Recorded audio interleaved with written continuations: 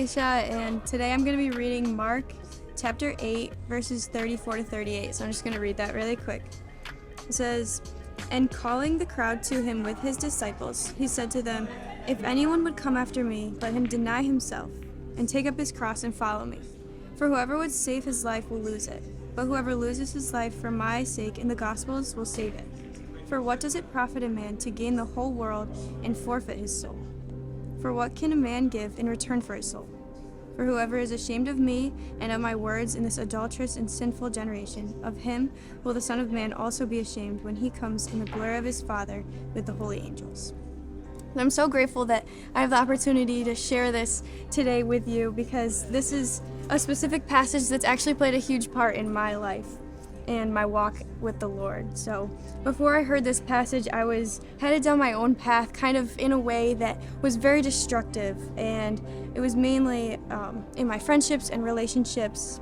I didn't have healthy dating relationships, and in a lot of ways this caused me to be hurt, and I ended up developing this horrible anxiety, and it came with panic attacks, nightmares, and even physical pain. So I got to this point in my own path, and then I ended up going to a Campus 180 night.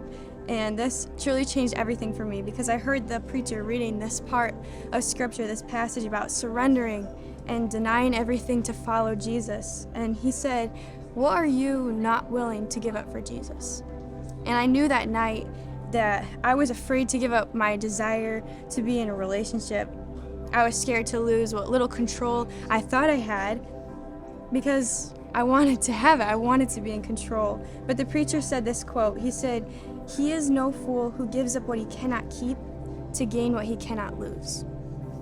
And this hit me, because I realized that everything I was trying to reach on my own was so fleeting and short-sighted compared to this never-ending grace and life that Jesus wanted so badly to give me. And I realized that in order to reach this place that he was trying to bring me, I had to give up the one thing that I was trying to hold on to in that moment. I had to give it up, because I thought this search for a relationship, this picture in my mind that would be the life, like that is the life. I realized that in reality, this was the thing that was slowly killing me. And so I chose to give it up and take that step towards Christ that night, because I didn't want to be in control. I knew at that point that I just couldn't be. And when I surrendered and took up my cross and gave Jesus the desires of my heart and the steps that I took, I let him take the things that I wanted most. He met me right there. And the way he surrounded me and carried me through that time in my life was so gentle.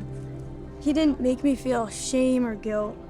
He put the right people around me to help me to grow and become more calm, more joyful, more loving. I no longer have panic attacks or physical pain from anxiety, because I let him have control. And I get to follow him with my whole heart and know his goodness and mercy are following me every step that I take, and that he's providing me with all that I need. And I think sometimes this word that's in this passage, the word surrender, sometimes has a negative meaning, because it sounds like you're giving up. But actually, when you surrender to Jesus, it's really a victory for you and for him. So he's so gentle and kind and loving, and he takes us just as we are, no matter where we are, no matter how far away from him we think we are, because he loves us. And he simply wants us to know that and to know him. And every time I read this passage again, it comes up again, surrender. And I'm reminded that it's not just a one-time deal. It's every day that you and I need to surrender again to him and his way. And why shouldn't we? I mean, he is life. He's bigger than what we hope in. He's bigger than what we've lost hope because of.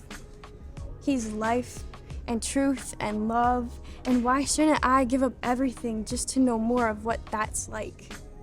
So I think this passage is really an encouragement, and I would just give you this today to ask you and ask me the same thing that preacher asked me that night.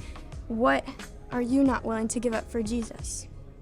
And this is your chance to say, Jesus, I've put this in front of you and I'm sorry. I want more of you. I want more of what you have for me. Take my heart, take my desires, and give me yours. Help me to seek you every day of my life.